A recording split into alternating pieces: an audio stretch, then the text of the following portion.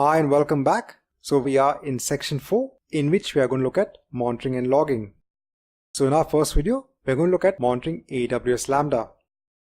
So the main tool for monitoring a lot of the AWS services is AWS CloudWatch. So in AWS CloudWatch, you can actually even see this has a monitoring tab in AWS Lambda. When we actually go to the AWS console and see a demo Lambda function, we will actually see the CloudWatch metrics in the monitoring section. Here you can see the number of requests which are being made to your Lambda function. This is very important. You can see the latency per request. So how long does it take to actually execute the Lambda function? Then we have the requests which are resulting in errors. So let's say you're having errors for your Lambda function. You can see that as well. You can also use CloudWatch logs. So in your Lambda function, you can actually add logging. This is good when you're actually debugging your function. So if you want to debug problems in your code, you can insert logging statements at different points in your code, and then you can see that in CloudWatch logs. So let's quickly go on to the AWS console. Let's see a Lambda function which we had created earlier in our earlier videos and see the monitoring for AWS Lambda.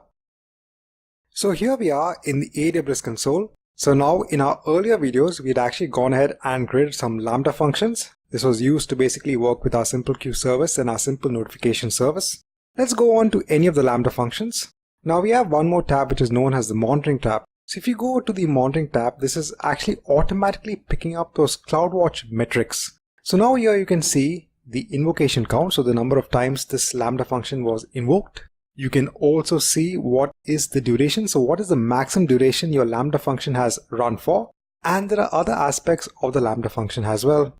And then obviously we've also seen that if you go on to CloudWatch, so if you go on to the log groups, you will see different log groups created for each of your Lambda functions. And obviously within the log group itself, you have different log streams. And within the log streams, you basically have the information which you can actually pass on to the console logs in your Lambda function. So these are two ways that you can actually work with monitoring of your Lambda functions. Let's now move on to our next video, which is monitoring the API gateway service.